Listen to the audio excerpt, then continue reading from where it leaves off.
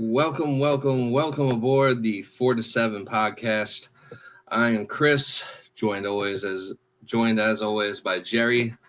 It is Subway Series week or rivalry weekend coming up. We already told you how we feel about that, but Subway. More importantly, the Subway Series coming up this weekend. Vibes are high in New York now. The Yankees are coming off a series wins against a series win against the Padres and the A's. Now looking to take another series from the Mariners. They won yesterday. They're currently down 1-0 in this game.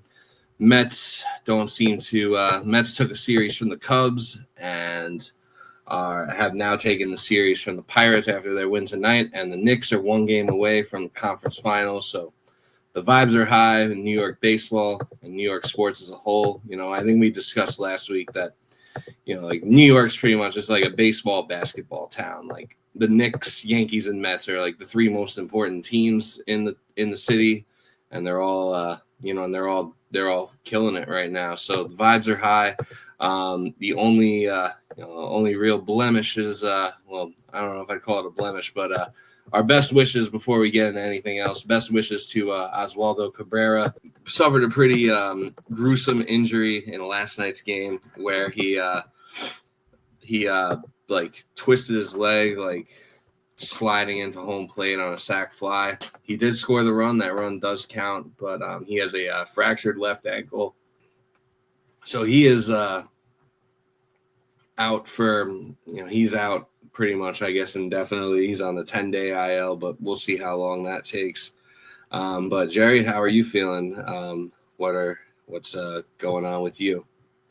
All I know is you had sent me the description of it when it happened, and that's one of those okay, I probably need to avoid seeing that video. And then it wasn't the video, but someone had posted about it, and they said, yeah, both trainers are out, and they both have towels over his leg. I'm like, okay. Yeah, they had towels. I mean, there was the ambulance was out there. The stretcher was out there.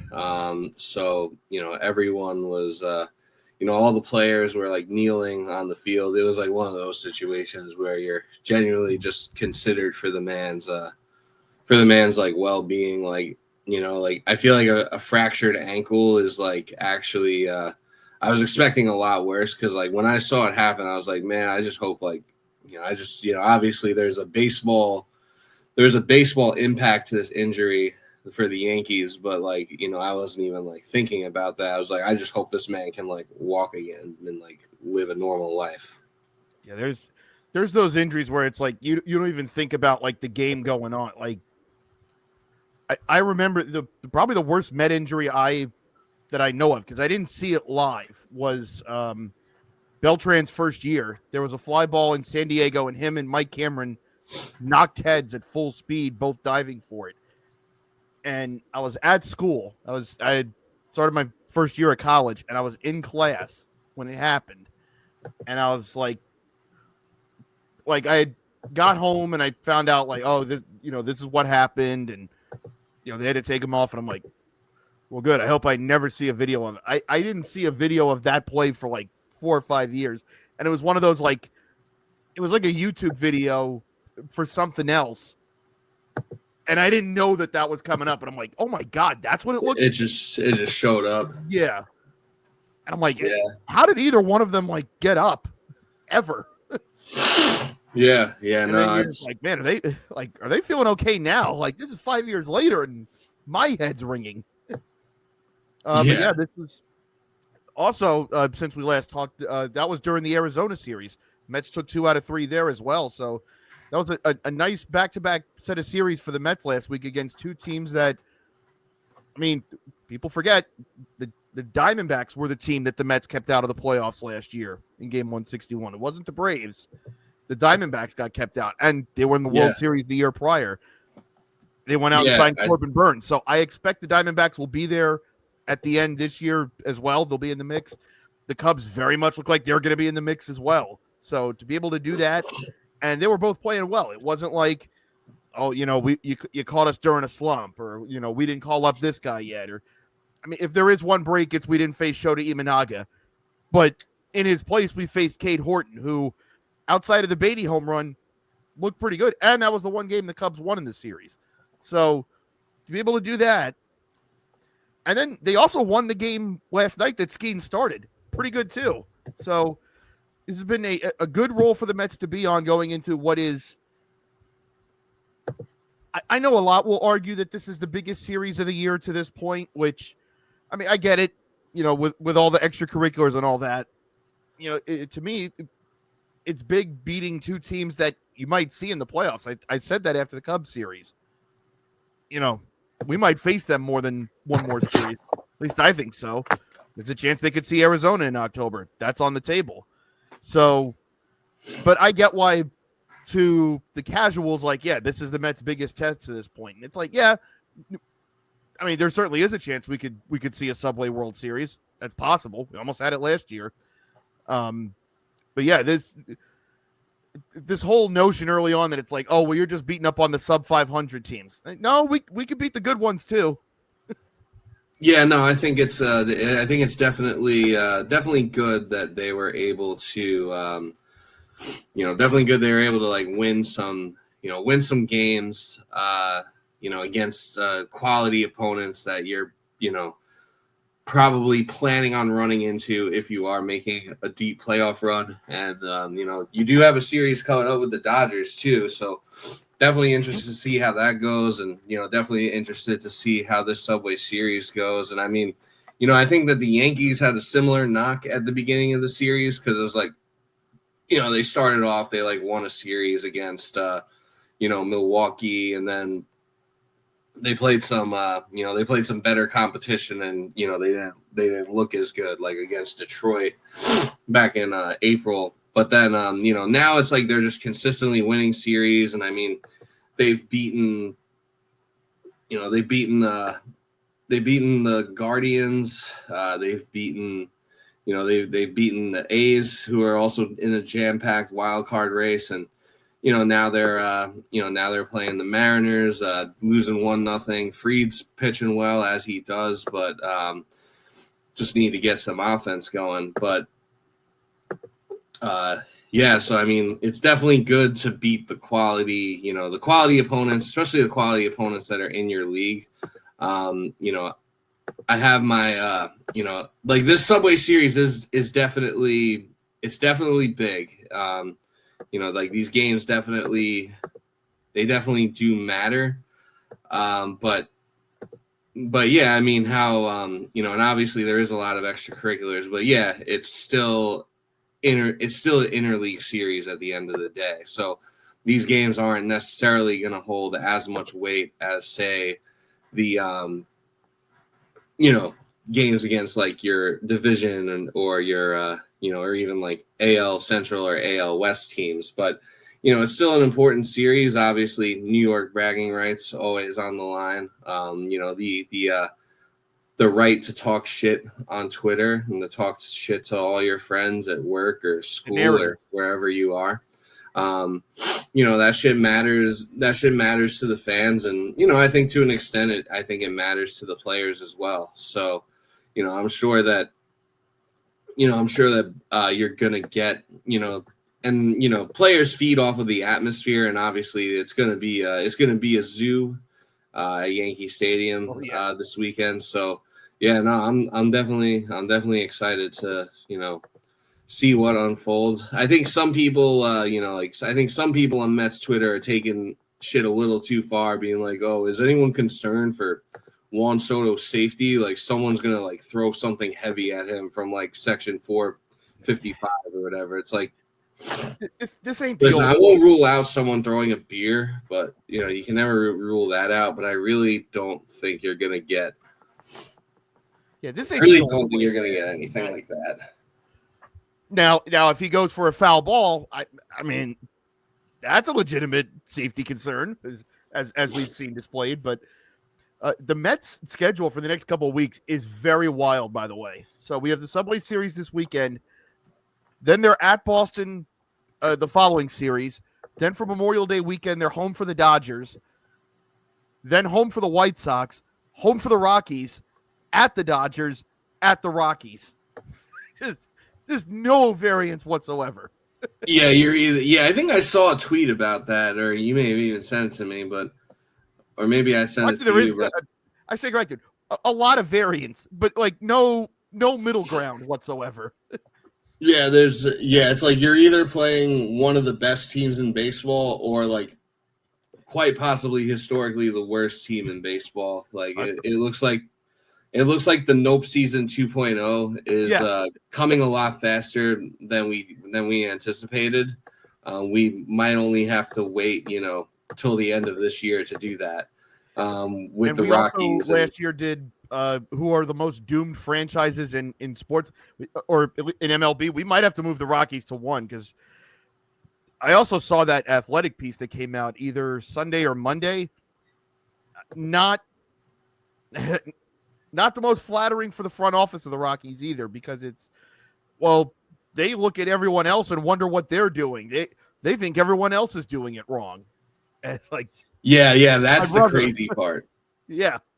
The crazy part is that the real crazy part of that whole thing is that they are not really, they're like set in their ways, which I don't even know what their ways are, but they're looking at the rest of the league like they're the crazy ones. It's like, my brothers in Christ, you have won 7 games. We're less than 2 weeks from Memorial Day, and you have won 7 games. Like the 24 White Sox were comfortably ahead of this. Yeah, and they were like always. I feel like they were on historically bad pace from the beginning, but it's like, all right, like at least the White Sox finished with what, like 42, like 41 wins. And I want to say it was around this point last year when they had their losing, like what was it, like 18, 19 in a row or whatever, however long ago. Like they'd already knocked that out. Yeah, that was probably what like really did them in, because I feel like the White Sox even like had like a couple of winning streaks here and there last year. It's like they took a series off the Braves. Like you are averaging at the moment, the Rockies are averaging like 3.5 wins per month. Yeah, like they're on pace for like 26. Yeah. Also, and not even talking about the present day. Fun fact: do you know how many division titles the Rockies have in their history? 1 or 0? 1. Yeah. Bagel. Zilch. It's actually, I guess they made it to the World Series as a wild card, and they did. It's also wild that they I think we were talking about how they pushed to the Dodgers in 2018 to a game 163 for the division. Yeah. That's pretty insane. I don't know. I've always had a I have a kind of a soft spot for the Rockies. Like I like their colors, and I like their hats, mainly because it's like my first name and my first initial and middle initial. Do you have a Rockies hat? I do. Yeah. Okay. I will be forever grateful for the Colorado Rockies in 2007 immediately taking out the Phillies in the NLDS after they had beaten us to the NL East. Like, I needed that. like they took 2 games in Philadelphia in soul crushing fashion, and then they swept them. Like, good looking out. I needed that boost. Bless you. Oh, geez, thank you. Yeah, allergies just attacking me as soon as I start recording. I might actually step away and take like a brief pause just to take some medicine. The timing is just impeccable. We'll be back after these messages. Okay. There we go. All right, we are back on the air. Not really a delay for you guys to just pick up right where we left off. Anyway, so Rockies historically ass, and that'll be interesting to monitor. Hey, we had it happen in the Met game tonight. They had to delay the start of the I think it was the 7th inning because he was late getting out of the dugout. I think he might have been in the bathroom too long, I think is what happened. Oh yeah. I think I saw a tweet about that. Someone was that Pete Alonso was possibly taking a dookie break. So sometimes I kind of feel like I think that might have been more of a piss break. I feel like if he knew, I mean, and I'd have to go back and look. I can't remember if he had been at bat in that half inning leading up, but it's like, if you know you're not hitting, or it's not, okay, I might be on deck in 2 hitters. Like, if you know you got time, like, you're going as soon as you hit the dugout. So I wonder if, sometimes you just, you drink a lot of water during a game, or you drink a lot of Gatorade, or whatever it is that you got to do to hydrate. And I just wonder, he had an extra long one and he didn't realize how quick that was going to be. Although I feel like they've had to have been used to the pitch clock at this point, no?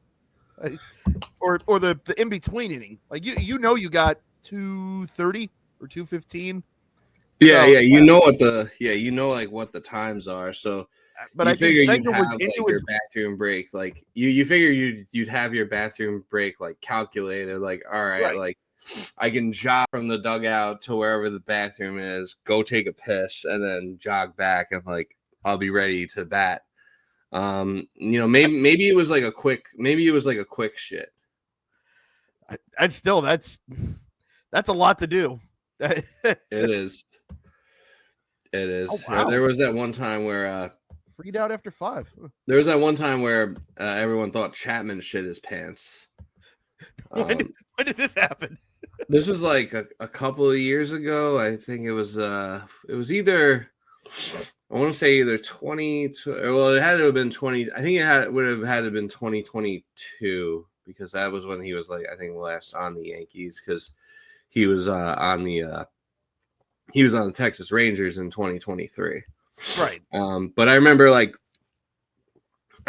Boone came out for kind of like a long mound visit, and they were kind of just standing there talking, and then like Boone kind of like laughed and like I'm pretty sure he finished the game, and then after the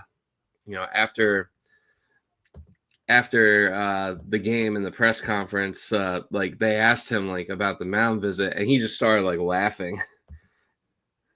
I forget exactly what he said, but I think he said, like, yeah, sometimes you just sometimes you just need like someone to talk to or something, or he's like, I'm gonna like, or I think he said like, oh yeah, I'm not gonna get into details.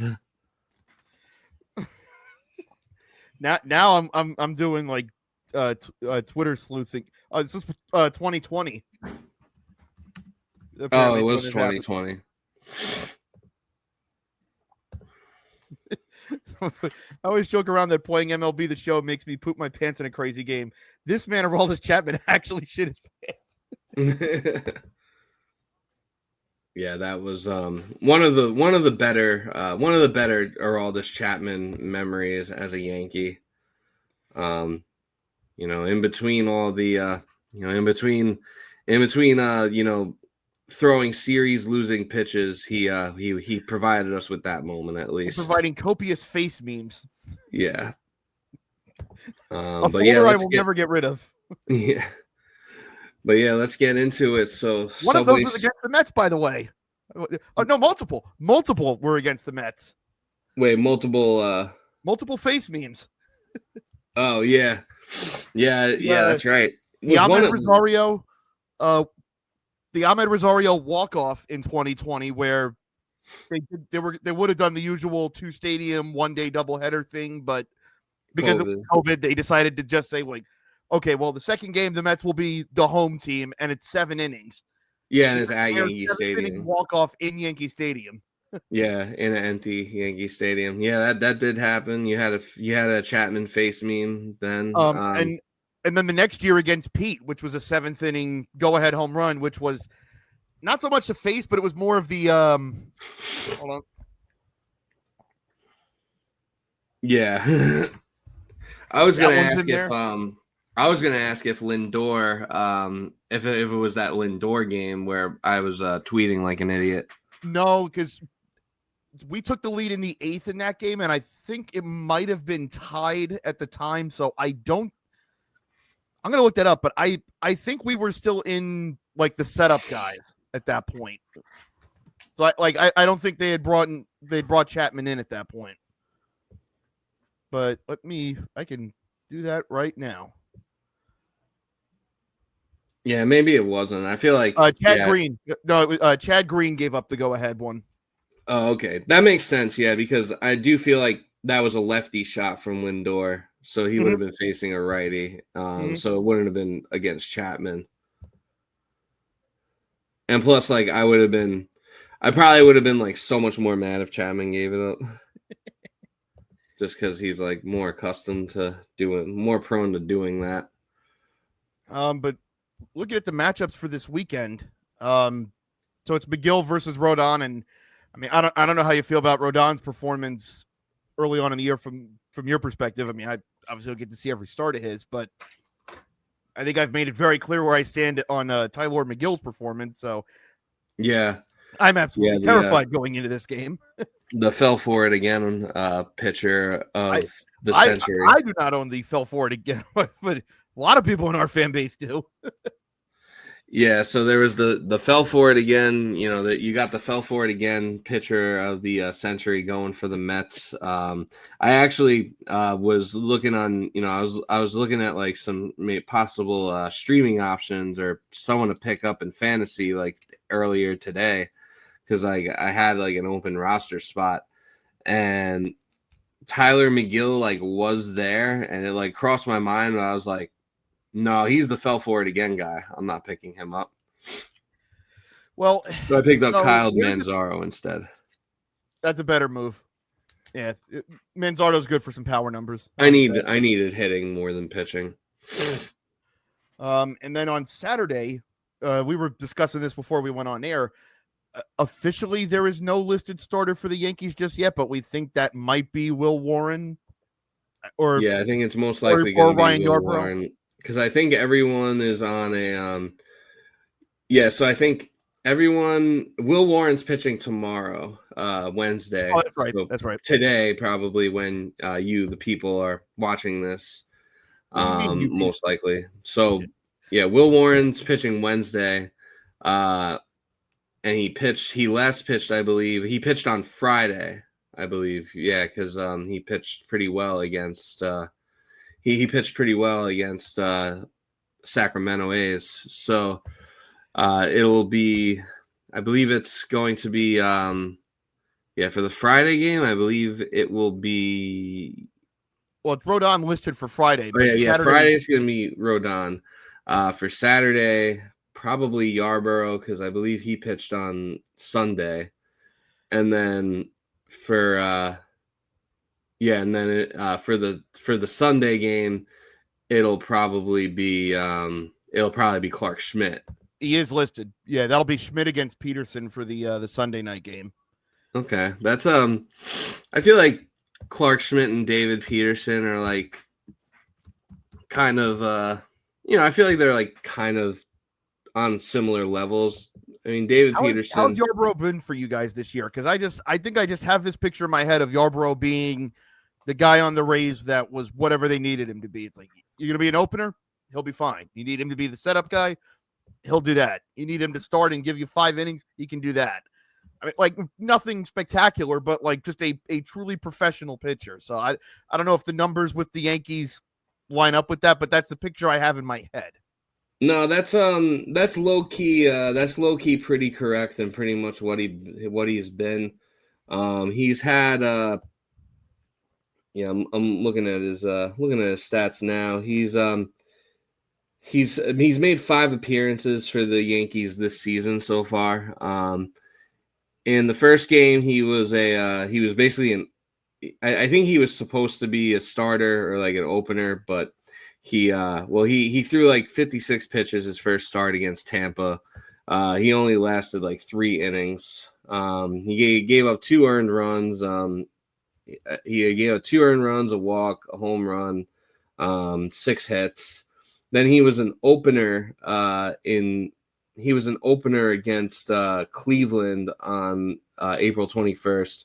So he just pitched the first inning, but he got through that. He got through that hitless and scoreless.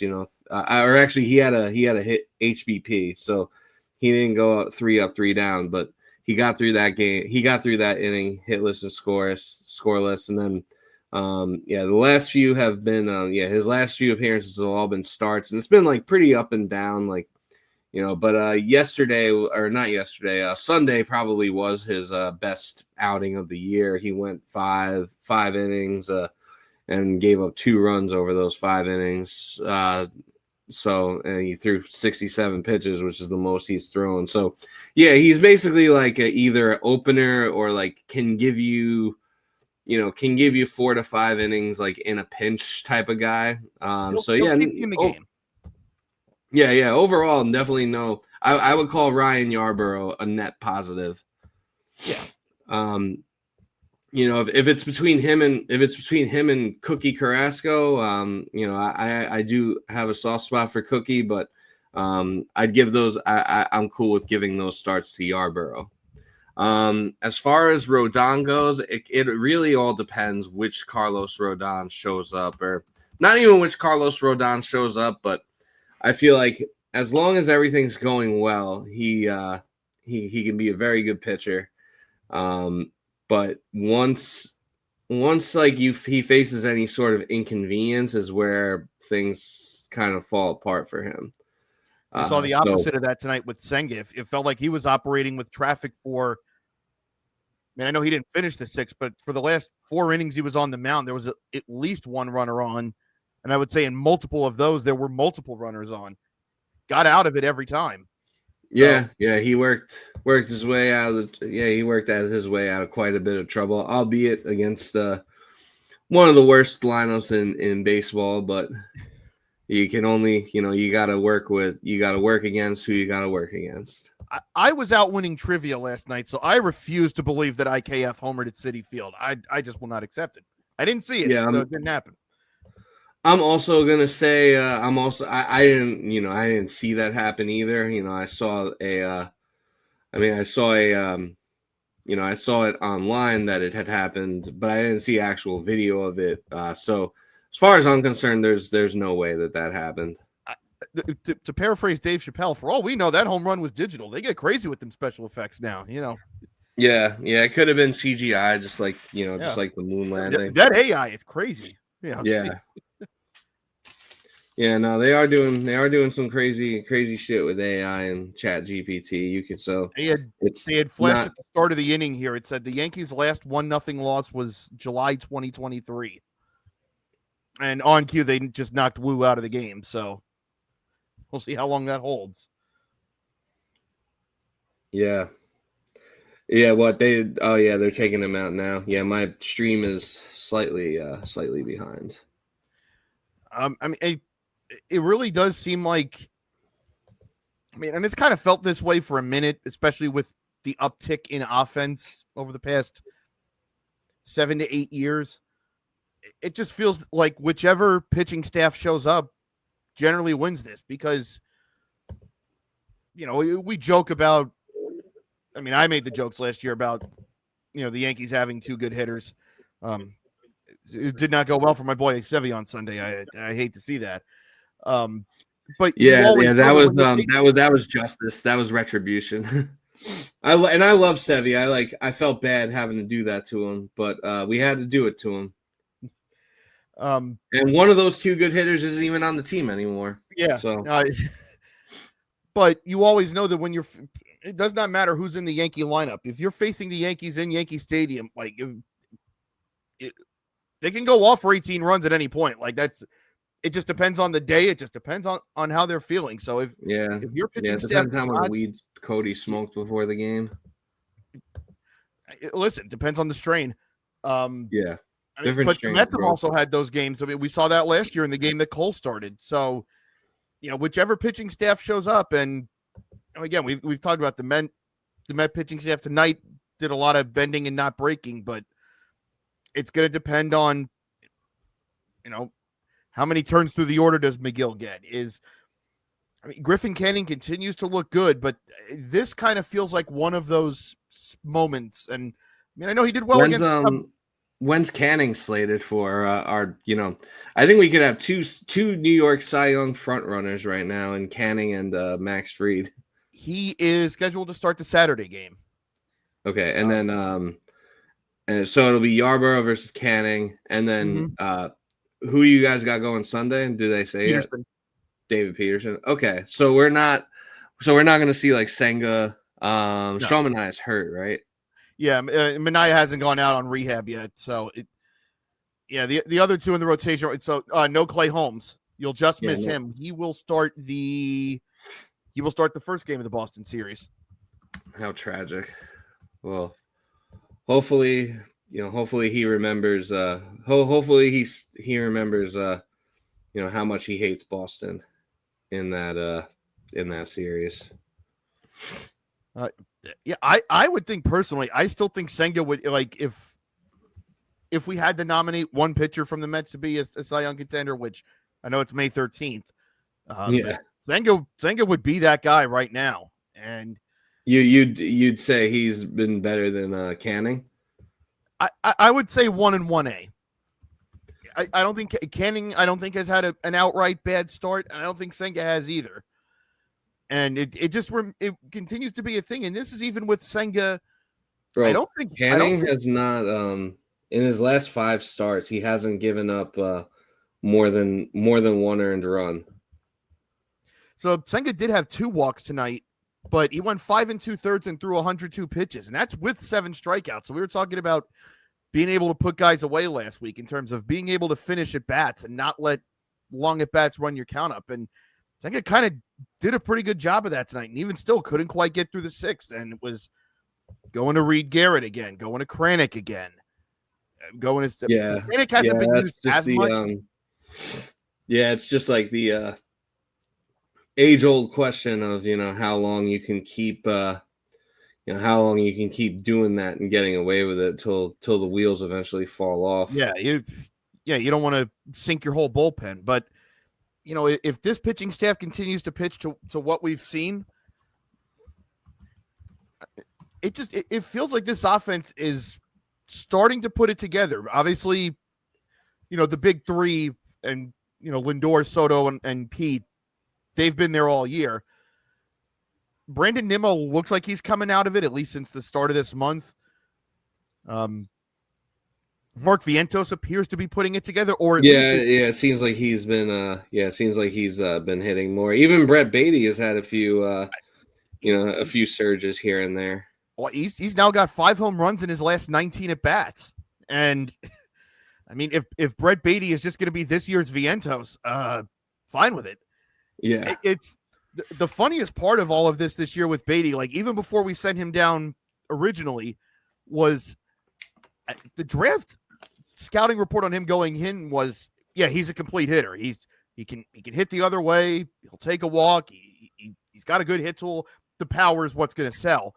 It was like, you just have to live with his defense. And it's like, all right, well, that's fine. If he's going to hit like a typical third baseman, cool. That's, we'll manage. And yet all year, and even now with him starting to figure it out at the plate, at least it looks like that for the moment. It was, where was this defense? I was not told Brett Beatty had this. He's just going to turn into Adrian Beltre over there? Okay. Yeah. That's been a nice boost. And with the Jesse Winker injury, which is going to be a 6 to 8 week type of injury, I'm not even totally against right now if they just want to make Vientos the DH, where before they were just kind of doing a platoon of Winker and Marte, which Winker probably needs to be starting more out of those two anyway. But if Vientos is just your everyday DH for the next month or two, fine. Because Beatty, you're not really handle the position. You're not exactly missing his glove. No, he literally had a ball put a hole in his glove tonight, Vientos. Yeah, which how on earth that happened? But Beatty's handling the position quite well. L.A. Acuna is. I know some people will look at the average in OPS and go, "Really? You guys are excited about this?" And it's like, Acuna, if he's like your 9 hitter, that's fine. Every game he does something. Now it could be he can steal a base. He might steal a run for us. He might make a great play at second. Him and Lindor look like they've been turning double plays for 10 years. Yeah. So that's fine. And you could still play McNeil at second. That's okay too. Yeah, you can put a definitely Flutie get in the by with outfield that. Yeah, they if you have a really lot of needed. flexibility. Yeah, they have a lot of flexibility with what they can do. So, That's yeah, been the biggest thing right now is the versatility, because even if Alvarez needs a day off, I feel more than comfortable if Luis Torrens has to come in and play a game or two. He's every time they've asked him for an extended run, he's been just fine. Yeah, and they have a lot of options as far as like who they can put at the DH. Like I feel like the new CBA and having the universal DH, I feel like it came at like a pretty good time for like the Mets in particular. Yes. With just like how their team and like how their farm system has been set up, like you have all these guys who have come up in the last couple of years that you can kind of platoon like at their position / at DH. There's a lot of depth. There's a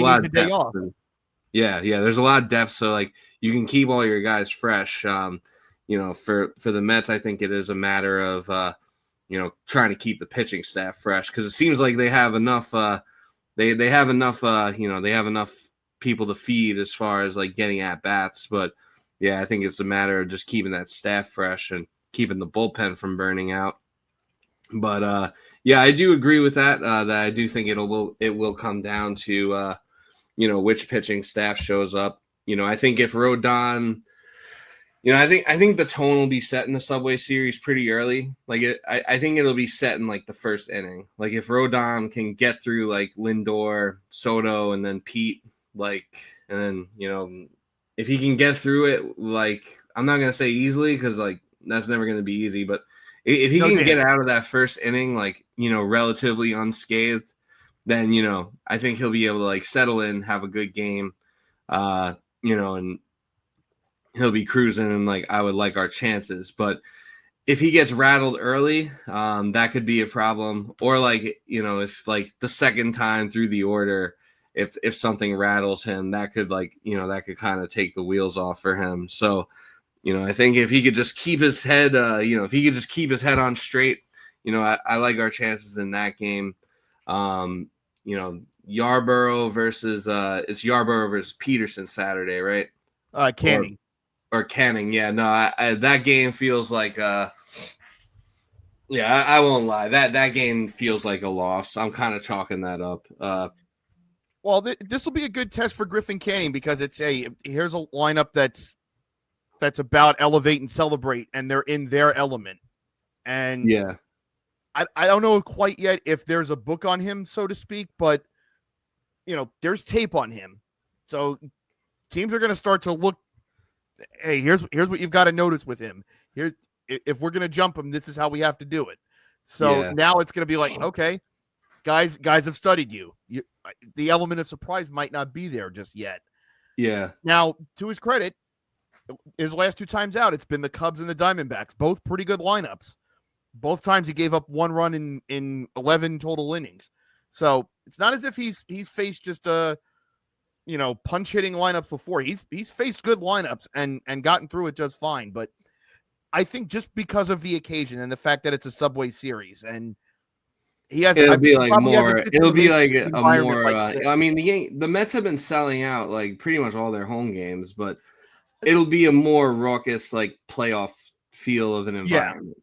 I mean, he's never had this type of atmosphere with the Angels. Like, just let's just be honest. Yeah, and as far as like there is tape on him now. Yeah, that is a solid point. There's always just a chance like he just is off that night. But if he's on that night, I don't really expect to win that game. I just think I don't know if I don't know how many times I'm going to trust Ryan Yarborough to get through the Mets lineup. I don't think I'd want him going more than twice. I'd probably feel the same way about Tyler McGill if I were you. I'd say twice through the lineup, absolute maximum. Yeah.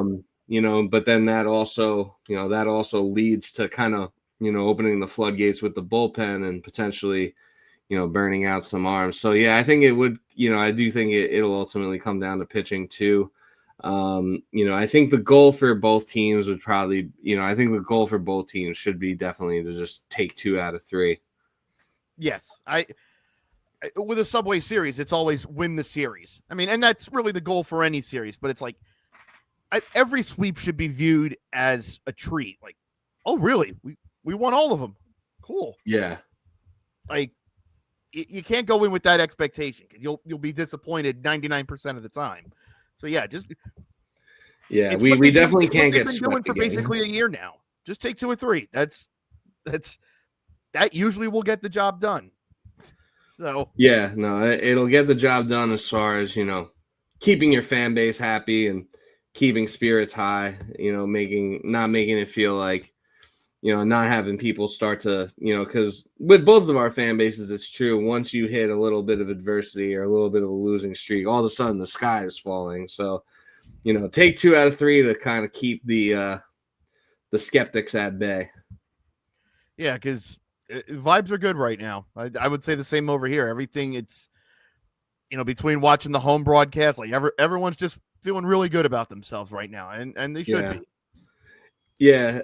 Yeah, as long as Keith Hernandez isn't, talking about like the government watching him through home plate reviews or whatever. I gotta say, these past couple, I think since the start of the Cubs series, where it's just been Gary and Ron, it's much nicer when it's the analyst's turn to talk. You're like, God, don't no. Yeah, you don't have that same. Oh God, what is this idiot gonna say? Yeah, Keith has been a little bit. Keith's been a little bit off his rocker this year, but it's it happens to everyone at some point.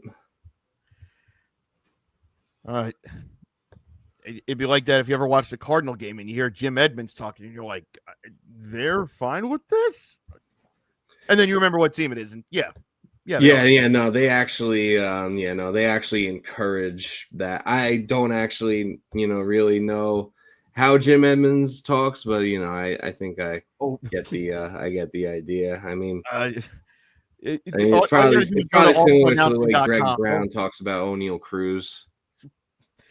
All you got to do is go to awfulannouncing.com and search Jim Edmonds. There'll be a few. Oh, I'm sure. Yeah. No, but the best fans in baseball, they love it. So they give their people what they want, I guess. But I mean, I know so much of the week is, this is Soto's first turn in the Bronx. And I know, we talked about it last week where this is the unfamiliar position for the Yankee fans of, hey, we're used to our guys getting booed when they go back. Coming back to our stadium. Yeah, because like even when Curtis Granderson left, it was like Jacoby Ellsbury was taking his spot. So it was like, yeah, we like him, but so I don't remember there being a lot of hostility for him. Also, largely because who hates Curtis Granderson? That's just. But I don't worry. Even after he said, like, oh yeah, the real New Yorkers are Mets fans or whatever. When he signed, it was like no one, which isn't true, but no one, no one really like. I mean, I guess people were probably pissed at it at the time, but people didn't like hold a grudge against Curtis Granderson for too long. But I don't worry about this for Soto because it's like he's been getting booed every time they've been on the. It's like he got booed in Sacramento. I'm like, what did he do? He also got booed. He also got booed in San Diego last year when he came back, and it's like I don't know what to tell you guys. Like you couldn't afford to pay him, so you traded him, and you got a pretty good return. Yeah. He didn't like choose to leave. It's not like he was like unhappy in San Diego. He just he didn't demand out.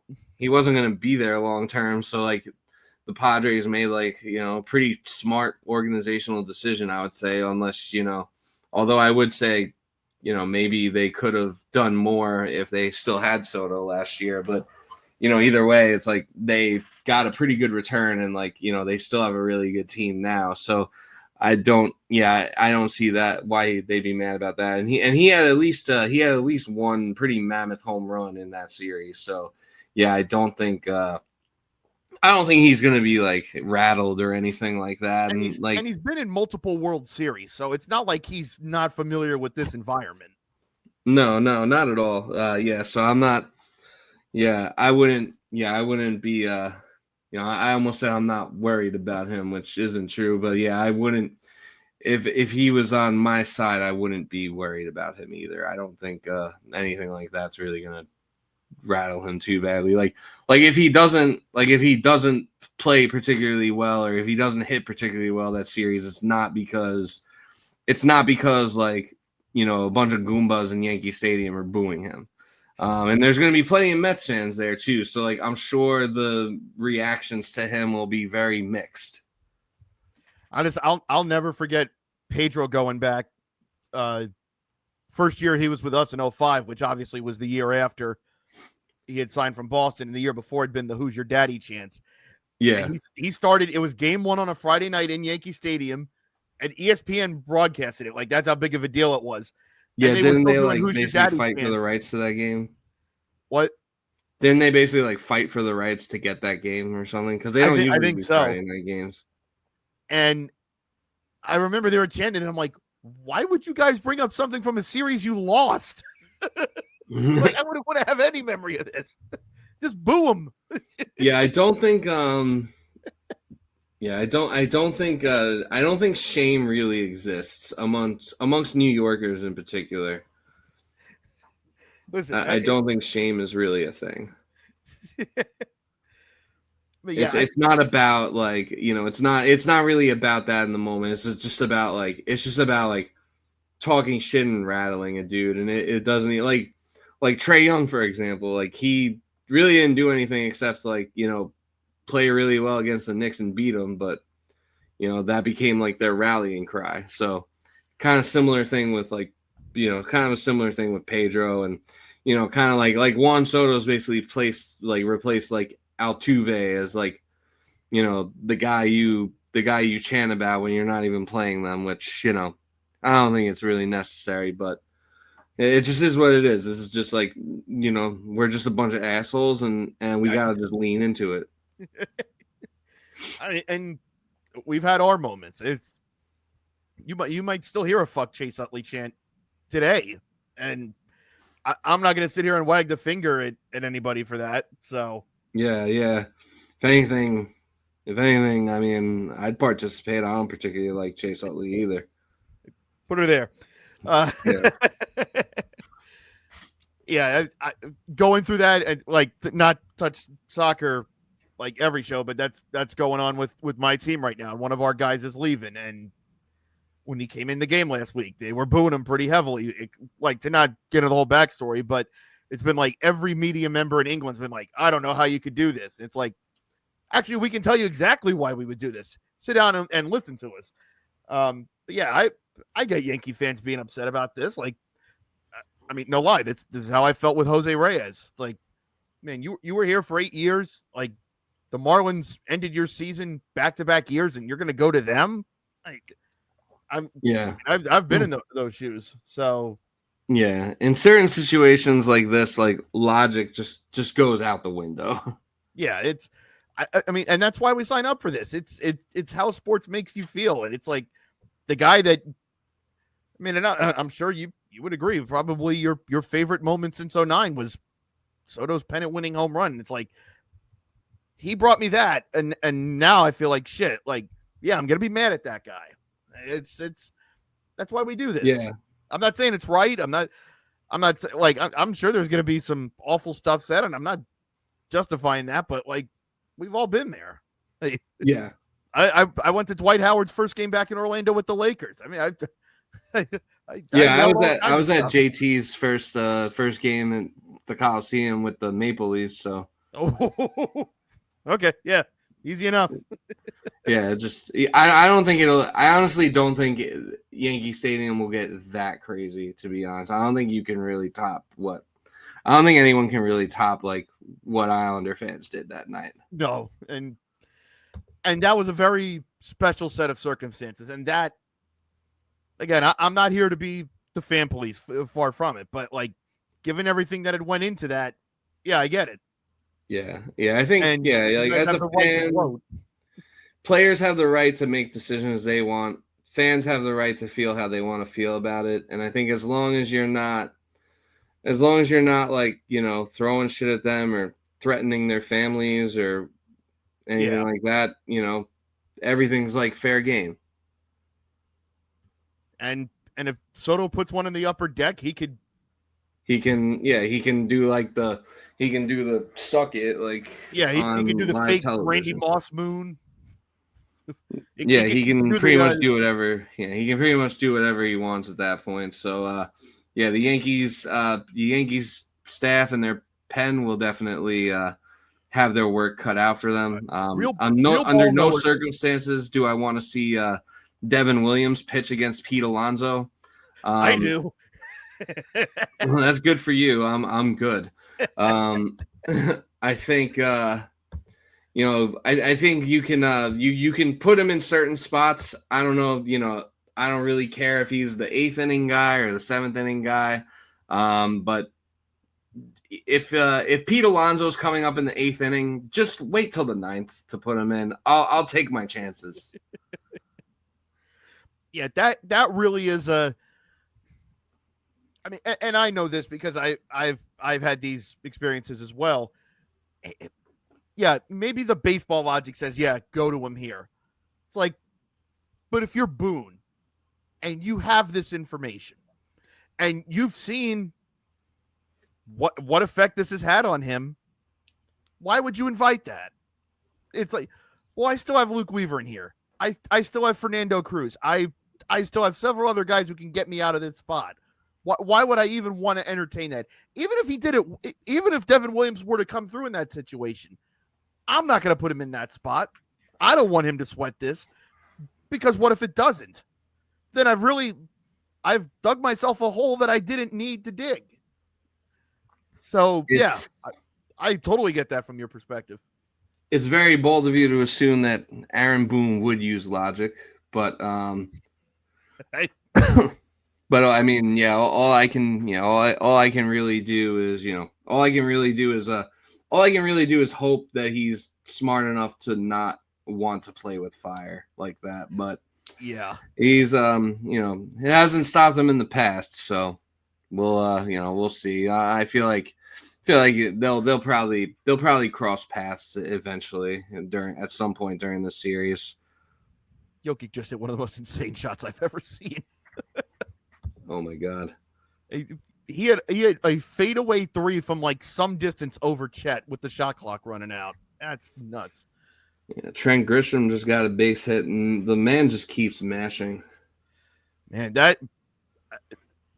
now you're more plugged in, obviously, to the Yankee timeline and the Yankee media. I know you, me, and Paul talked about this a couple episodes ago, but have there been more Yankee fans that have like drummed that up to be like, hey, yeah, we just had this guy the whole time. Why did we keep playing Verdugo? This was here. Every once in a while, I'll see someone on Twitter say that. I think at this point, everyone's just kind of appreciating Trent Grisham. Fair enough. More so than that. I think like for the first month or so, I was like, hey, what the fuck? Like, why we play Verdugo like 150 games when we had this guy? And I don't know. I get it, but I feel like it's like more nuanced than that. I mean, should he have been playing over Verdugo? I would say absolutely. Like, how could he have been worse? But also like when he got his chances last year, like aside from like this is like probably the best he's really hit in like his career. Like when he got his chances last year, he didn't exactly do much with them.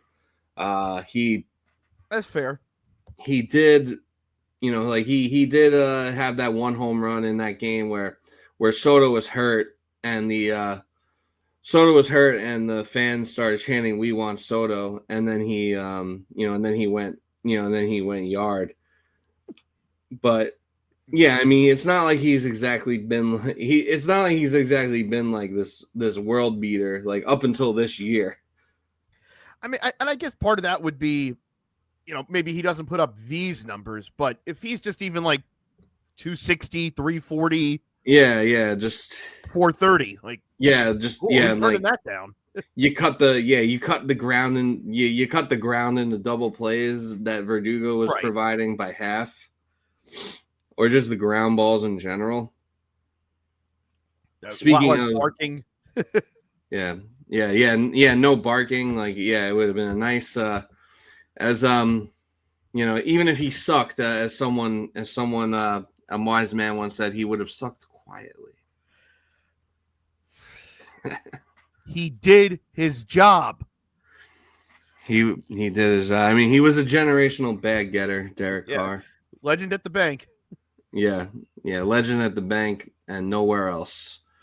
If I was someone arguing for him, I would just say he was a legendary bag getter and just leave it at that. But I there's no helping some people. You will never have to worry about me spamming the Discords with highlight clips of all of Verdugo's double plays. I don't have that in me. Honestly, I don't think anyone would really even be like that mad at you. No. As far as I can tell, no one else in the Discord would be going up for Alex Verdugo like that. So, where's the joy in that? Yeah, no, we have we have I don't have many brain cells, but I have enough functioning brain cells for to know that to know better than that. Speaking of ground balls, by the way, while we're here, I do want to salute you because it was because of you that inspired me to go find. It was a different Warren Sharp tweet that you sent me, but that led me to the worst quarterback inside the 10, part 29. Oh yeah, so, thank you. Hey man, I'm happy to help any way I can. But speaking of ground balls, so DJ LeMahieu is back with the Yankees.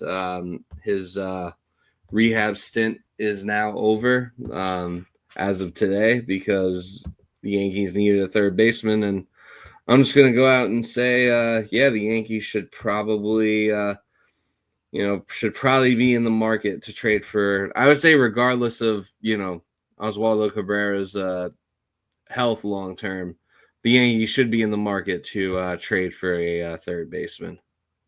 And especially seeing as how Jazz is going to be out for a little bit as well. Yeah. We also got Jazz out at the moment. So, DJ is actually in this game right now. He Ben Rice pinch hit for Vivas, and then LeMahieu came in as a defensive replacement. So he hasn't had an at bat yet. But I'm sure it's a terrible day to be a worm in Seattle. Yeah, I'm going to switch back over to that now because it looks like OKC is about to seal the deal here. So still 1-0.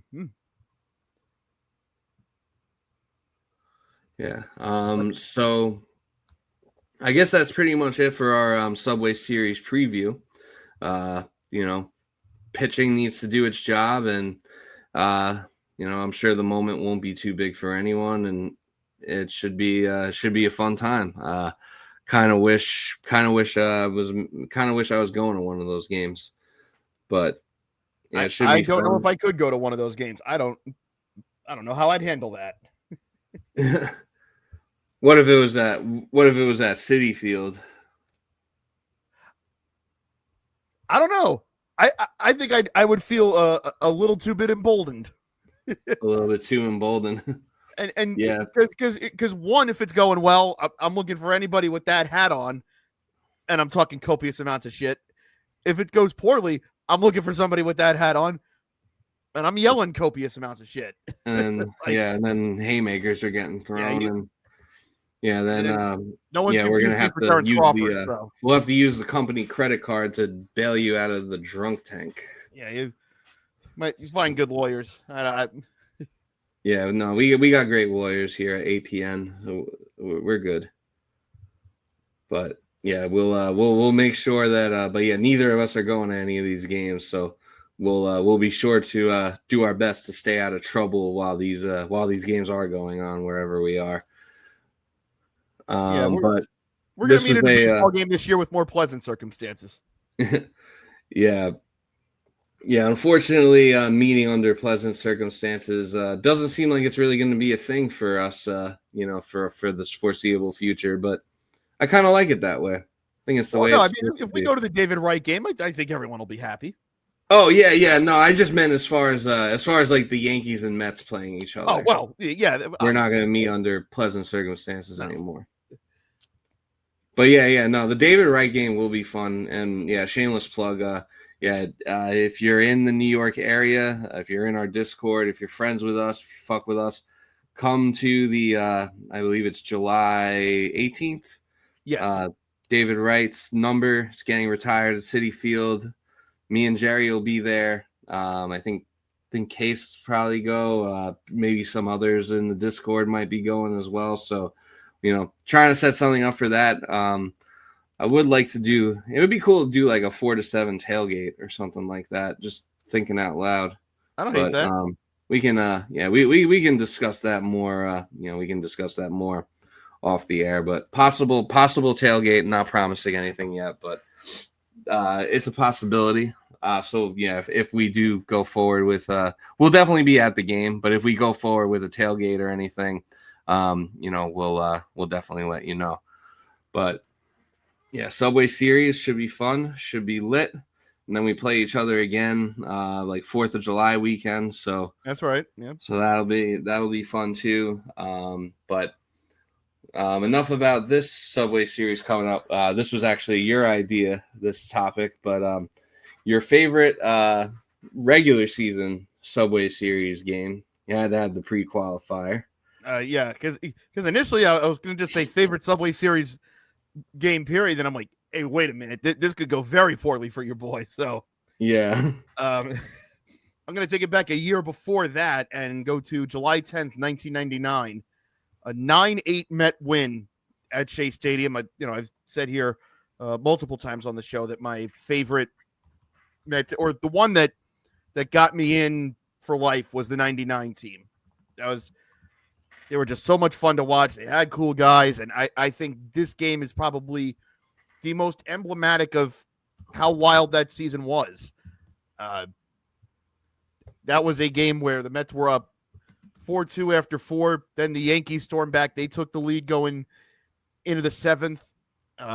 Starting that game, by the way, was Andy Pettitte, who went 6. Rick Reed goes 5. Very underrated pitcher for the Mets, I should add. Mets had to dig deep into the bullpen. Like Greg McMichael get an appearance in here. Not the most well-remembered Met. Rigo Beltran's in here, which I didn't remember him even being on that team. Surprisingly enough, the winning pitcher in this game for the Mets is Pat Mahomes. I'm not making that up. P.A. Mahomes got the win. He threw the 9th inning. Yankees just went with their traditional bullpen. Ramiro Mendoza giving up one of the longest home runs I've ever seen in Met history. I know everyone remembers the Mo Vaughn one off the scoreboard. Mike Piazza hit one that I believe went 483 off the picnic tent behind the visitors' bullpen and left. And an all-time bat flip from Piazza on that one, too. Then they went to Mike Stanton, and then the Mets scored twice off Mariano Rivera in the 9th, which this is 99 Rivera. So I think at that point people knew, like, hey, this guy's good. I think he was just about to start entering hey, this guy just might be the best ever. Yeah, it was right around. Yeah, it was right around that time, because that's kind of like, that was like 98, 99 was like when I started like really watching the Yankees and watching baseball. Like I kind of started watching the Yankees like towards the end of 98. But 99 was like the first full season where I really tried to watch like as many games as I could. And I remember like, they were like, oh yeah, like this Mariano Rivera guy is like basically unhittable. Even when he was the setup guy, he had that reputation of, you just don't touch this dude. It's like, Wetland's good.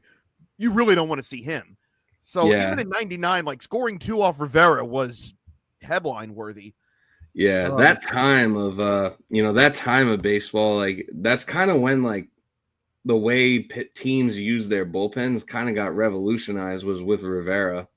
So I feel like before that, it was always kind of like a by committee type of approach, or like, like we're just going to, use our bullpen, put our best guys against your best guys, which I still think is like kind of the way to go. But I feel like Mariano Rivera and like Trevor Hoffman, like during that era, they kind of made it like where it's more like, okay, like, no, you have to have like a dominant closer, like 9th inning guy. Well, from everything I've always read is that Dennis Eckersley kind of revolutionized the 1-inning closer, but not every team had that luxury. Yeah. But I think seeing someone like Rivera, it's, hey, if you've got an arm that you consider truly dominant, like that's the guy you should probably trust the 9th inning to. Yeah, it's like maybe, and I think it kind of made teams have more of a mentality where, hey, this shouldn't be like a luxury. Like this is just like something that we need to have. Yeah. If we want to be serious. Yeah, because when Eckersley started with that, it was all right. Well, it's Dennis Eckersley. Not every team's going to be able to do this. But as Hoffman came along, and Randy Myers, and then Rivera, and then like Rob Nen and Billy Wagner, it was, well, okay. Yeah. Well, it's more than just one team. We probably need our guy too. Yeah, but that whole 9th inning starts with Ricky Henderson and Edgardo Alfonso were the ones who scored the 2 runs in this game, or in that 9th inning that won it. Ricky Henderson, by the way, in this game, 3 for 3 with 3 runs scored and 2 walks. And I'm going to assume he got a steal. Of course he did. He got a steal in this game. Roger Cedeno got 2 in this game. Oh, Ricky did get caught stealing once. An Andy Pettit pickoff, which was probably a balk. It's either here nor there.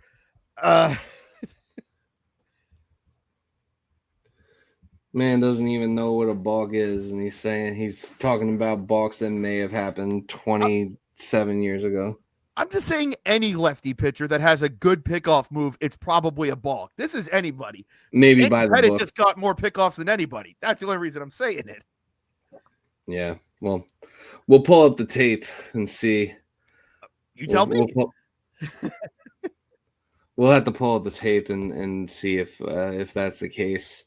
When you first mentioned Mike Stanton, I was like, wait, Giancarlo Stanton wasn't playing back then.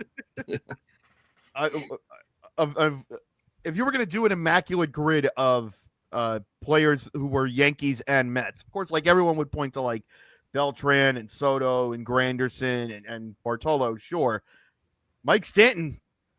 Mike Stanton's a good one. Robin Ventura is a good one. That's an underrated one. Did Willie Randolph on there? Did Willie Randolph play for both teams, or did he just coach both teams? Willie, I think, might have played at the end for the Mets, like maybe 1990-ish. Let me look. I'm going to wiki that right now. He did, 1992. Another one in this game, Ricky Leday. Ricky Leday. I always liked Ricky Leday. Ramiro Mendoza, I think, might have been a Met at one point. No, I don't know why I thought that. You know, one Yankee Met immaculate grid, but he's more remembered for being a Pirate, Neil Walker. Neil Walker was a Yankee? Yeah, in 2020 for like 5 minutes. Everyone forgets. Yeah. But yeah, he did play for the Yankees that year. So Paul O'Neill this was a 2-homer game for Paul O'Neill. I think the Yankees had 6 home runs in this game. Paul O'Neill with 2, Ricky Leday with 1, Posada hit 2, Knobloch hit 1 as well. Yeah, Scott Brocious had a stolen base in this game. What is happening? Yeah, that's a wacky game. Yeah. Yeah, Paul Goldschmidt just got hit by a pitch in the hand. The trainer was looking at him, but looks like he's fine. Well, actually, it's the 9th inning. I'm not going to tell you what happens. Jorge Posada hit 8th for this. I guess the game's over when we lost. No, it's not. I wouldn't. I'm not that much of a dick. Actually, all right. So he just stole second. Yeah, that's what I was withholding. Oh, okay. I thought maybe I was like way behind. No. No, you're not that far off. But I also like my brain's like it's the 9th inning. Let him experience it. Yeah. No, I appreciate that. Knobloch hitting lead. This is an insane lineup for 99. Knobloch leading off, then Bernie, O'Neill, Jeter in the cleanup spot. That's wild. Tino, Brocious, Leday, because Ricky Leday still had the shine on him at this point. He would later be lifted for future convicted sex pest Chad Curtis. Posada hitting 8th is I mean, I'm sure it was warranted, but to think that Posada was ever hitting 8th is wild. And then Pettit was starting as the pitcher. Yeah, I don't know if Darryl Strawberry was around at that point, but he might have taken Joe Torre out the night before or something before he drew up that lineup because that I think he might have been out at that point because I think he had a cancer scare while he was with you guys. So I think he was on the team in 98 when they won and like he actually played. And then I think he stepped away in 99. Yeah. No, that sounds right. I feel like he did play for them at a point in '99, but then stepped away. I mean, he may still have been hanging around though. He was diagnosed with colon cancer during the ALDS. Oh no, that was 98. He made a comeback. In 98 he got colon cancer. Yeah. And then in 99 made a comeback, saw limited playing time. However, did hit a crucial home run against the Rangers in the ALDS, which is what you guys used to do. Yeah, okay. Yeah, so I guess he was on the team. He could have very well been around, and he could have had some influence on that lineup. May have. Derek Although he probably took that series seriously at the time. Probably had a point to prove, I would bet. Yeah, no, I'm sure he did. I'm sure he wanted the revenge. But yeah, definitely a wacky game, and definitely a good definitely a good choice. From a Mets fan perspective, especially from that '99 season, which was kind of like, that was kind of the start of, what kickstarted like their whole little the whole little run, that they had, going on later that year, and then into 2000, the runs that they went on. And I know I'm not alone on this, and I say this, I would say this even if they had beaten the Yankees in the World Series, or even if they had beaten somebody else. Yes, we tied it. Let's go. Wild play there. Yeah. At no point in 2000, it was like, in 2000, they were good. And it's like, we were enjoying, like, all right, hey, yeah, we're in the mix. But it never felt as fun as 99 did. And that's even with winning the NL pennant. I felt it at the time, and I still very much feel that way now, is the fun factor just wasn't merely there the way it was in 99. It felt like every single game in 99, it's like, okay, something wild's going to happen tonight. Good or bad, something's going to happen. And I don't think that factor was quite there in 2000. And it was games like that. Yeah. It was, we might get in the hole early. We'll hit our way out of it. Is our bullpen going to hold that lead? I don't know. Maybe they will. Maybe they won't. Yeah, no, I get what you mean. Yeah, that is from, obviously I was watching more Yankees than Mets, but I still watched a lot of Mets, like, during those times, like when I'd go to like my grandparents' house and stuff like that. They were big Mets fans, so I would still watch a good amount of Mets. So like I still knew what was going on. Yeah, the '99 season just felt very chaotic, and then the 2000 season, it was like a lot more calm in a lot of ways, but they were just like a good team that, went to the World Series and ran into a dynasty. It was just, 99 was just a different time in general. There's a take I've seen gone around on social media lately, which is, I think we grew up at the best time to be kids and the worst time to be adults. But I definitely do agree on that first part. Hey, you know what? I might counter it just a little bit. I mean, because like, if we were adults back then, podcasts weren't exactly a thing. We wouldn't be doing this. That's true. We wouldn't even know each other. We just have to like talk on the phone with our friends about the games. Well, no, I'm saying we grew up in the best time to be kids, and now we're living in the worst time to be an adult. I generally do agree with that sentiment. But I feel like, I feel like if there's one thing to push back on, it's like at least now as adults consuming sports, we can do like cool things like this. And yeah, back then it was like you just waited for baseball tonight to come on, and then Sports Center, because you just wanted to hear them talk about it more. Like that was really it. But yeah, that was back when like ESPN was actually like watchable outside of the games. I assume you're seeing an all-time. Well, actually, I can't say all-time because you see him more than I do. Where would you rate that on the Boone blow-ups? Was that a 8 out of 10? He was really getting to it there. Oh, right now. Oh shit. Yeah, I'm like flipping between tabs. That's pretty good. I caught the tail end of it where he told him off. But it seemed pretty animated. I think he seemed about it. Did he get ejected?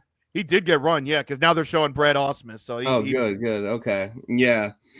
That's the one thing I do love about Boone, and it's definitely warranted. You call that a strike? That's some AIDS right there. That's an AIDS call.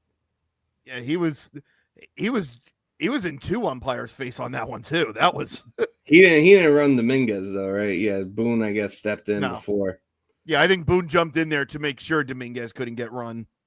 Yeah, Boone was probably like yapping from the dugout and ran up or something.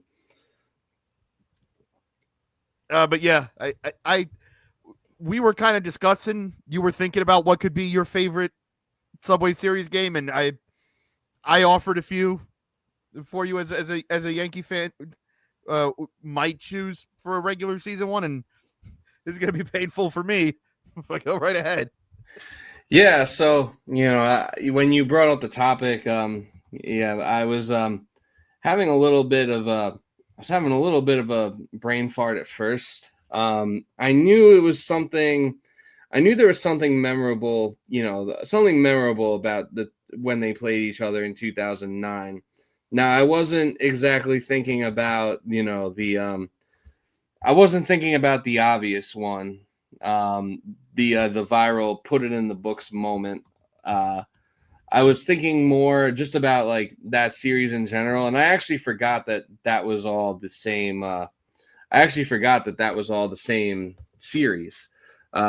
But I would say probably that series in June as a whole, which we discussed how it was just an awful time in your life, and I feel bad, but that was probably as far as my memory, that's probably the best the best Subway series that I can remember. I mean, you had the put it in the books game where Luis Castillo dropped the pop fly. That a Yankee that one, fan doing Howie Rose like this. I can't believe it. Yeah, I can't even. Or an Islander fan doing Howie Rose like this. Yeah. Well, I'm not doing Howie Rose like that because the video. There's the guy in the there's the guy in the crowd who's yelling, "Put it in the books." No, I've never seen that video. I'm good. You've never seen that video? Oh my god! Yeah, there's a video where like there's a Mets fan. He's like in left field and he's like in left field in Yankee Stadium. A-Rod hits the pop up. The guy gets up and he just yells, "Put it in the books! Put it in the books!" And then the ball falls down. The whole crowd like gets up and starts going crazy. People are like laughing at him. He's just like he just can't even believe what happened. So I'm not even dissing Howie Rose. Hey, did you ever see this video of this EF5 tornado blowing your house away? No. Check it out. No, I haven't seen it. Yeah, I get a text message from a tornado like, "Hey, just come outside. I want to talk." We're here to crack your shit. Yeah. Yeah, I guess it's probably for the best you haven't come across that video. But I just looked at the box score for this game. Do you want to guess who the starting pitchers were for this game? I have the box score pulled up, but I'm not on that tab, so I will try and guess. I'm gonna guess. Oh God,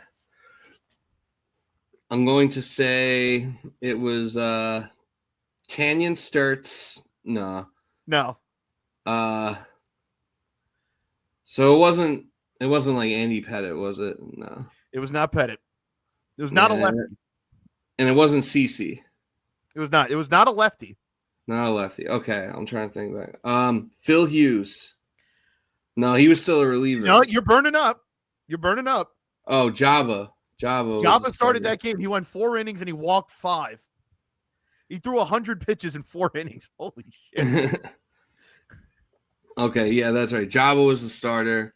And for the Mets, it was 2009 Mets. Believe me, we had a lot of swill. I'm probably never gonna guess it. Just tell me. Livan Hernandez. Levon Hernandez. Yeah, I would have never guessed that. There was a few names in here that, like, I remember we had a reliever named Sean Green, spelled differently from the outfielder. I was like, okay, I remember him. Levon Hernandez was followed in this game by someone named John Switzer, and I do not remember this person at all. John Switzer. But there's also a lot about the 2009 Mets I would prefer to never remember. Yeah. Wow. Alex Cora was a player in this game. They signed Alex Cora, but he was going to be the locker room chemistry guy. He did jack shit. Yeah. Fernando Tatis. Alex Cora led off that game. Fernando Tatis Sr. made a pinch hitting appearance for Brian Schneider. The last Met to wear 17, by the way, was Fernando Tatis Sr. He was a good man. I'll always argue that. It's hard to argue against it. Murph played first. Holy hell.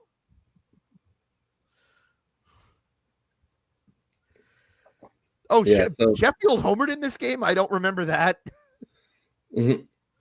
Again, I've tried to forget this week in my life. Yeah. For those who don't know, this was also sandwiched right around the Magic losing the 2009 finals to the Lakers. This happened in the same weekend. So, yeah. This was a very brutal 5 days for me. Just a brutal day to be Jerry Durney, a brutal time to be Jerry Durney, but yeah, you had that game.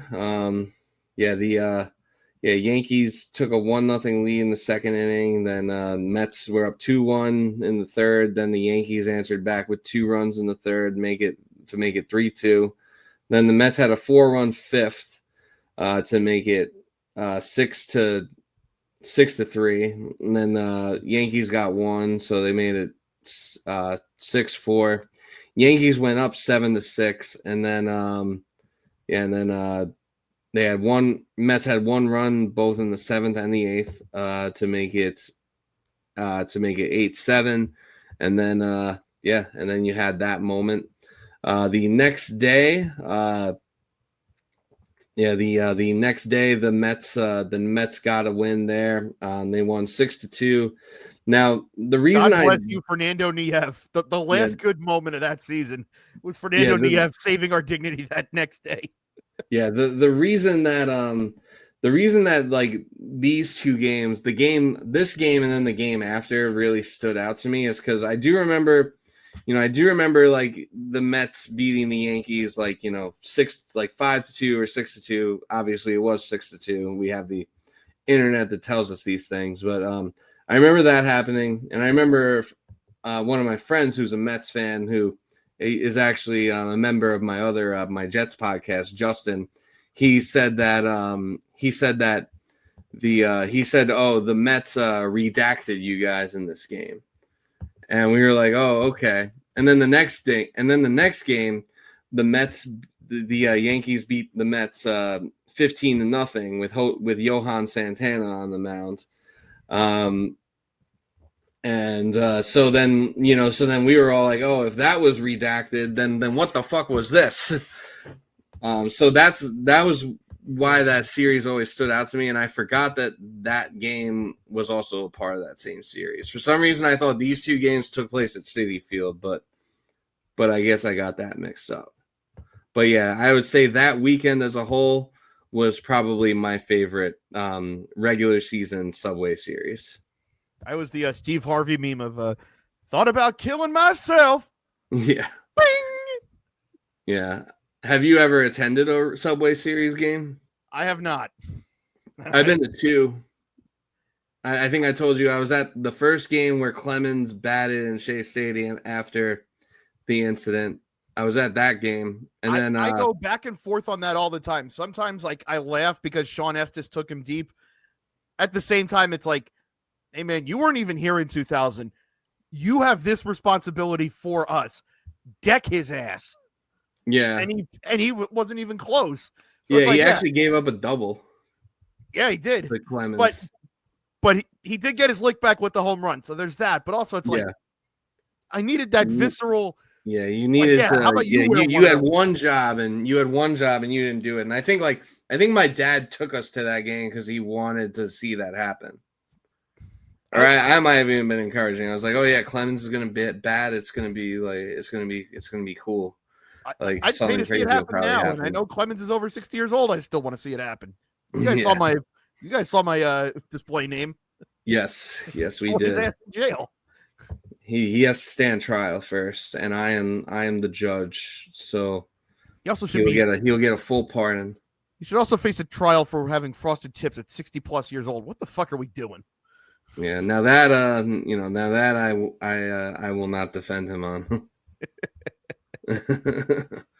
But yeah, that was probably my favorite Subway series. So, and not to be outdone, the return series was later that month, and I remember this because again, this was the worst season of my life.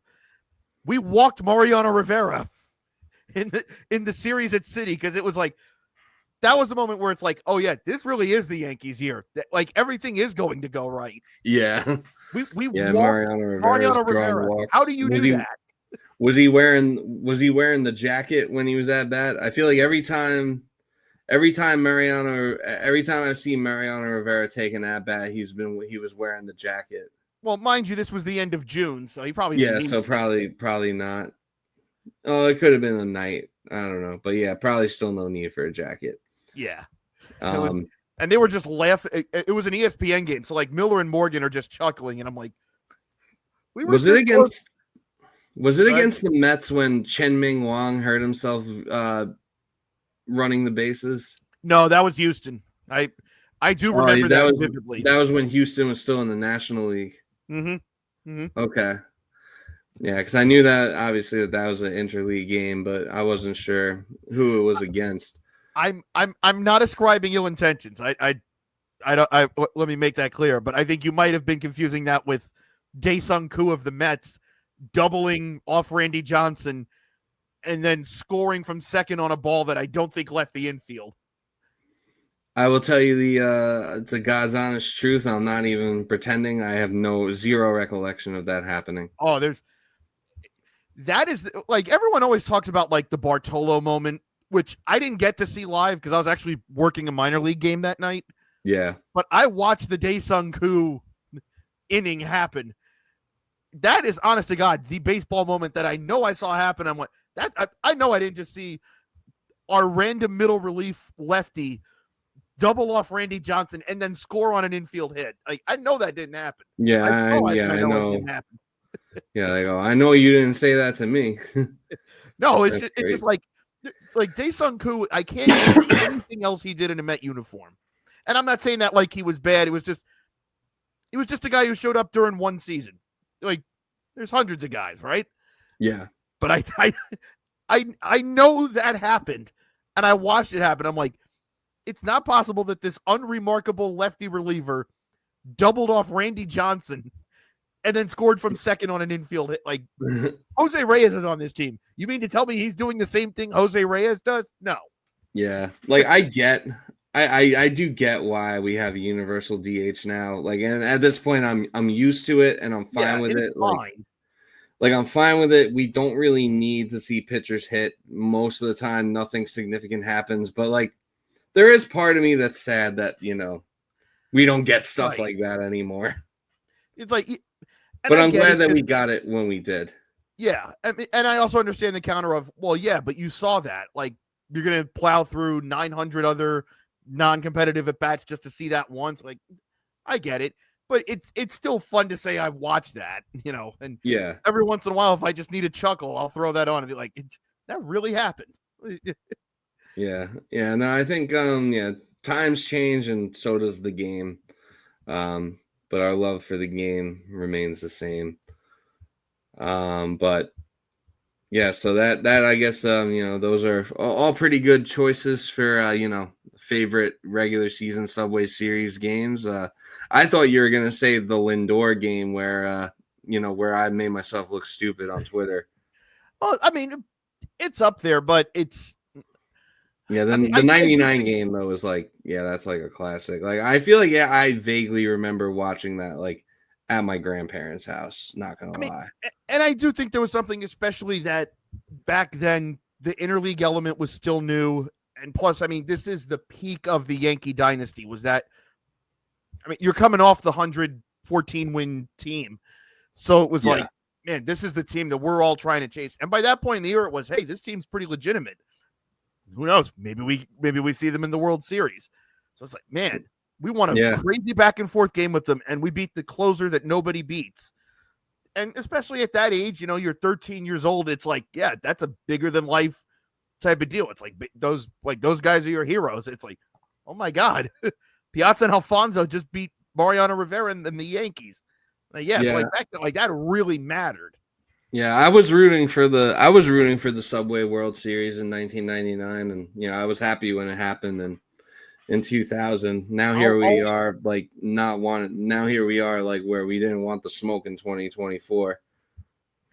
I will say, maybe it wouldn't have gone any better in 99, but I would have liked to have seen how that team would have done in the Subway World Series. I feel like it would have gone. That team may not have been as good as the 2000 team, but I feel like it would have gone more than 5 games, I think. Well, I say this. I always say the biggest difference between 99 and 2000 was, no disrespect to Todd Zeile, but losing John Olerud from that lineup was massive. That was always the biggest thing. Was Todd Zeile was fine. He was an all-star hitter. He had pop. Sure. He leads MLB in home runs for someone with the last name that starts with the letter Z. A perfectly capable first baseman, but John Olerud really could do it all. He was a 300 hitter who had pop, and I mean, I never got to watch Keith play first base, but I don't think I've seen anyone play first base better than John Olerud. And that was one of the things that always felt missing about that 2000 team was like, man, they're good. I wish number 5 was still here. Yeah. That's why I wonder if maybe we would have had a better shot, because I'll always argue the 99 team had a better lineup based on him. So yeah, it could have been. You guys still have Rivera. We still would have had to rely on Armando Benitez. Maybe it would have ended the same way, but that's one of those. I just would have liked to have seen it. Yeah, one of those what if moments. You probably looking back, it's like you wanted the smoke more that year than the year before, and even though I think the Yankees weren't as good in the regular season, I think, in 2000. Yeah, it was in 99. 18 September or something like that. Yeah. I remember the Yankees only, the 2000 Yankees, I think they only won 88 games or something like that. Yeah, 87 or something like that. Yeah, and I remember they ended this. Yeah, they definitely ended the regular season on they finished 87 and 74. You're right, on the money. So yeah, it definitely wasn't it definitely wasn't the 98 or 99 Yankees, but yeah, I think they just kind of peaked at the right time in the playoffs. I think they knew at that point, we just got to get through the regular season. We don't need to go crazy or anything. Yeah, they just had to get in. They knew how to win. And Cody flies out, and we are going to the bottom of the 10th. God help us all. But you know what? If we ever were to go to a Subway Series game, and who knows, maybe we do this at Citi Field this summer. Although I don't think they offer this, but what do you say back? We knock back some beers and a glizzy tower, huh? Yeah, great transition. The great glizzy tower, which I guess is something that the Marlins are doing. They have a tower of glizzies. Tell us a little more about that. So it features 4 hot dogs, 4 Polish sausages, 4 corn dogs, along with I don't know if I'm saying this correctly, but I'll give it a shot. Loaded salchipapas. Comes with ketchup, mustard, relish, sauerkraut, and sweet onions. This is one of those, I feel like if we were in a group, we could take care of this, no problem. But that is a well-built chick right there, I gotta tell you. Whew. This is this is absolutely mammoth, this thing. I'm trying to get a picture of it saved to the computer so I can display it one here. One of my favorite tweets of the year, YC, who's one of my favorite accounts to follow, just says, sharing a shaboing boing tower with the fellas at the old ballpark with the greater than sign. The Sheboygan Boing Tower is a good name for it. And I think it's like, I think it's one of those things where it's like, you what you want to do is, I think you want to know in the moment when you're having the best times of your life. Like, I feel like there's so many times where you're having the best times of your life and you don't even know it. But you got this thing. You got this thing. Like, I think you're in that moment and like, this is the whole point right here. Yes. It's this. Some hot dogs and beers. This and a few cold ones could this and a few cold ones could definitely fix a man. Me and who? Yeah. That's it. This is one of those, if someone offers you like $100,000, like, who are you calling to eat it? It's like, I'd probably have to call someone. Yeah, I feel like, I don't even know if it would take that big of a group. I feel like 3 of us probably. Yeah, I mean, if you get 3 people, that's like one. I feel like we knocked this out by the 5th. Yeah, if you get 3 or 4 people, that's like, if you get 3 people, that's like 1 or 2 hot dogs each, 1 or 2 corn dogs each. You can probably, eat, like we could probably fuck up those fries pretty easily, especially, especially the more, especially the more road sodas you have in you. And I guess the question would be like, do we have to have all of the condiments finished, or is it just with the understanding of, all right, you're going to put ketchup and mustard on your hot dog? At least that's how I do it. Or not ketchup. I do mustard and relish. That's how I roll. Yeah, I put ketchup and mustard and diced onions on mine, but I mean, what is it like? Do the condiment holders, do those have to be completely wiped out, or is it you finish the hot dogs? Like, however you get. I think as long as you, as long as you're eating the meat and like the actual food, I think it should be okay if there's some sauce left over. Yeah, I would think. Yeah, I mean, you shouldn't leave I think, you shouldn't leave them like full. Like, you should definitely put some ketchup and stuff and sauerkraut and everything on the hot dogs. But yeah, I wouldn't say it needs to be completely cleared. But yeah, as long as the main food items are cleared.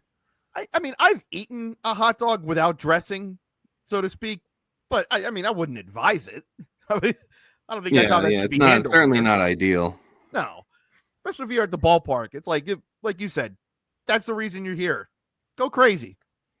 You want to put all of your condiment preferences on there? Do it. Yeah. That's why we're here. This is another one of those things, like the 9 beer, 9 hot dog challenge. Probably would have to like train / fast to do that, even with a group of people. But yeah, it can be done, and perhaps one day it will be. I mean, you don't live too far from Marlins Park. It's definitely feasible for me to get there at some point. I mean, the only thing I worry about now with the 999 is are the tariffs going to make it impossible for this to be done, from a financial standpoint? Yeah, like, is it going to be a 666? It might have to be with in this economy. Yeah, this might have to be a listen. We know what the spirit of this is, but we're all going through it. Yeah, so yeah, it's going to be a 666, and then we'll be fighting for our lives in the bathroom in the last 3 innings of the game. It is what it is. I actually, do we want to do a 666? I feel like you might be opening like another portal to another dimension that you don't want to go to with that. You could. We're making a 555. Maybe, yeah. Depending on the year, maybe it would be a 666. Like if you're like 25 games under 500, then just open the portal. Yeah, why not? We're in hell anyway. Yeah. But yeah. On that note, I think that's a good spot for us to leave off. So we're all very, very excited for the Subway Series here, and let's go Knicks as well. Jerry, you got any final thoughts before we sign off here? No, just honestly enough, real quick, maybe like because we were talking about 99. One of my big concerns coming into this year was every time the Mets have had a year since I've started following them day in and day out, that they have one of those seasons that you always think back to. That next year never quite feels right. Like I said, in 2000, it was, yeah, this is good, but I know how last year was. 2006, even before 2007 ended the way it did, it never felt the same. 2016 felt the same way after 15. And that was my one concern going into this year is like, man, like that was one of the first time ever that the Mets got knocked out of the playoffs. And I was like, man, I'm not even that broken up. That's how much fun this was. And I was like, are we going to have a letdown? Like, or is it going to be like just a vibes letdown? They could be a good team, but the vibes might not be the same. Like that, that was always the thing. And here we are. We were kind of talking about it, like with the Mets this year. Like it's going to be hard to replicate the vibes of 2024, and like you don't want. Or even just that they would be different because you can't recreate something like 2024, and yet we are almost to the quarter pole. I think that's what Memorial Day would represent. Yeah. And all it's really felt like is just that the offseason was just a pause. You know, yeah, there's different characters and some have left, but and I know there's the expectation now and all that. It's just like, yeah, we're still having fun. Juan Soto's here now. Clay Holmes is here now. They kind of picked up right where they left off. I mean, you know, since like pretty much for the last almost calendar year now, like the Mets have probably had one of, if not the best record in baseball. Yeah. Let's hope this thing keeps rolling, and hopefully about a month from now, which, you know, there's going to be 2 series with the Dodgers. There'll be a series with the Yankees and a series with the Red Sox in there. Hopefully we're still at this same point, but hey, this is what we signed up for. Yeah. Yeah. Hopefully you don't get swept by the Rockies in between. Or the White Sox. That would Yeah, not ideal. Currently watching Devin Williams attempt to close out this 10th inning. Leody, I think this is Leody Taveras. He is the very same. Yeah, he is battling. I think there's been like 8 pitches this at bat so far. Just to make sure we don't leave the folks hanging. Williams got out of this. You're okay. Okay. I appreciate it. All right. So this game might be going on until 2 a.m. So we're going to sign off now, but thank you everyone for listening. Make sure you are, of course, make sure you're subscribed to the channel. Make sure you're subscribed to the Middle Initial Podcast channel. Make sure you're following us down below at our handles on Twitter, Instagram, all that jazz. And we will talk to you again soon after the Subway series. Peace. See you.